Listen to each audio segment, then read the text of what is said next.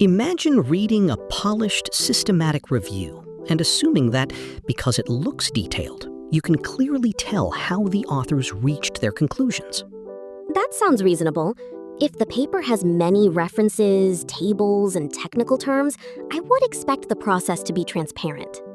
But appearance is not the same as transparent reporting. Important details about why the review was done, what the authors did, or what they found can still be unclear or missing. So even a professional-looking review can leave readers guessing about parts of the process. Exactly. It is like receiving a finished financial report without enough explanation of how the numbers were collected and organized. The final document exists, but the path to it is harder to inspect. And with a systematic review, that path matters because the authors are selecting and combining evidence from other studies. That is the issue addressed by the PRISMA 2020 statement, an updated guideline for reporting systematic reviews. PRISMA already existed before 2020, right? Yes. The original PRISMA statement was published in 2009 to help systematic reviewers transparently report why a review was done, what they did, and what they found. So why replace it? Because systematic review methodology and terminology advanced over the following decade, the reporting guidance needed an update that reflected those changes. So PRISMA 2020 is mainly about making modern systematic reviews easier to report clearly, not inventing a new type of review. Exactly. It updates the reporting framework so the structure better matches how systematic reviews are now conducted and communicated.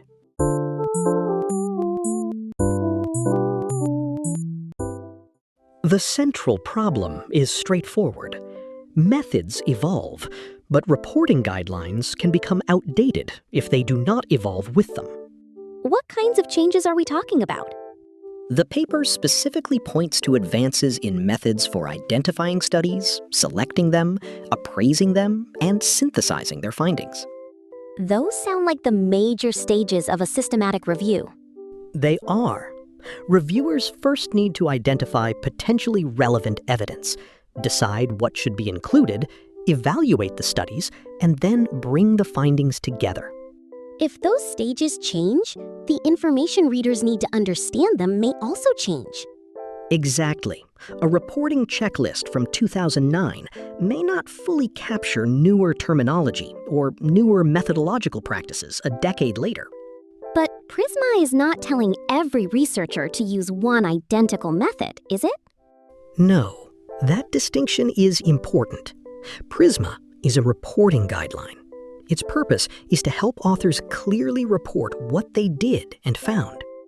So it is more like asking, did you explain the process clearly, rather than, did you use this one required procedure?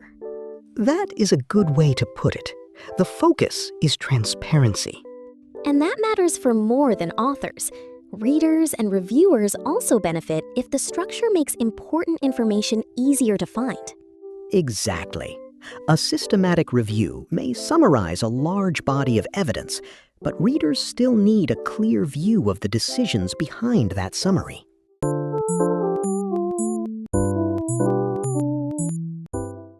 The most visible product of the update is the PRISMA 2020 27-item checklist.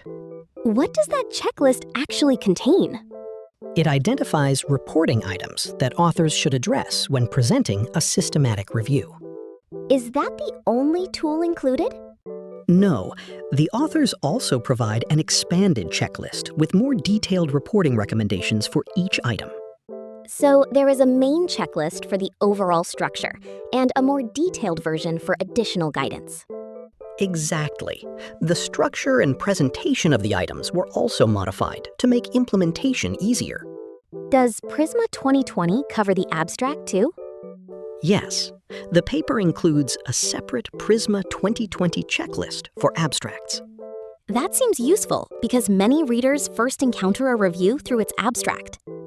Right. The abstract is often the first summary of what was done and found, so reporting guidance there has practical value. And what happened to the PRISMA flow diagram? It was revised as well. The paper presents revised flow diagrams for both original systematic reviews and updated reviews. So this is broader than simply changing a few checklist words. Yes. PRISMA 2020 combines the 27-item checklist, expanded recommendations, an abstract checklist, and revised flow diagrams. All of those pieces seem aimed at making the review process easier to follow. Exactly. The update gives authors several coordinated tools for reporting different parts of a systematic review clearly.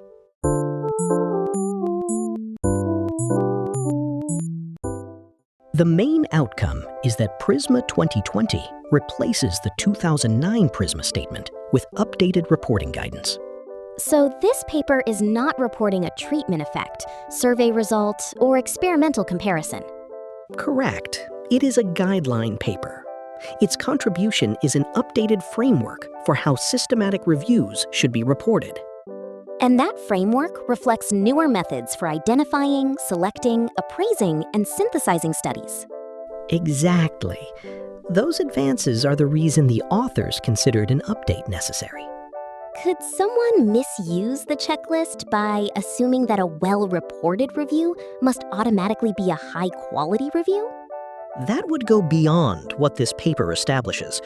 Clear reporting helps readers understand what was done, but reporting transparency is not the same thing as proving that every methodological decision was ideal. So PRISMA helps make the work visible, but readers still need to evaluate the work itself. Precisely. The checklist improves the structure of reporting. The expanded guidance adds detail. The abstract checklist supports concise reporting. And the revised flow diagrams help represent how records and studies move through the review process. That sounds like a package rather than a single document. That is a useful way to think about it.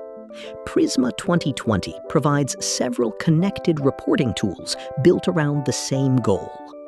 Which is to make the rationale, methods, and findings of systematic reviews easier to understand. Yes. The central result is not a number. It is a modernized reporting framework intended to improve transparency.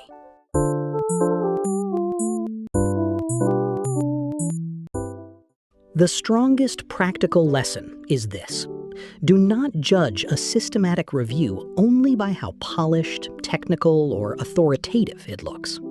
Instead, check whether the authors clearly explain why the review was done, what they did, and what they found. Exactly. PRISMA 2020 turns that broad expectation into a structured reporting framework. For someone writing a review, the checklist could help reveal details they forgot to report because those details felt obvious to them. That is a realistic use. People who know a process deeply often underestimate how much explanation an outside reader needs. Like handing a new colleague a workflow document that skips several steps because the original team already knows them. Exactly. Reporting guidelines help expose those hidden assumptions. And for readers, PRISMA can also change how we approach a review. Yes. Instead of jumping straight to the final conclusion, you can pay attention to how the review identified evidence, selected studies, appraised them, and synthesized the findings. The flow diagram and checklist then become tools for understanding that path. Right. They help turn the review from a black box into something more inspectable. So PRISMA 2020 is not valuable because it makes every systematic review identical. It is valuable because it encourages authors to report important information in a clearer and more consistent way. And that gives readers a better chance to understand how the review reached its reported findings. That is the key perspective shift. A systematic review is not just its conclusion. The route to that conclusion also needs to be visible.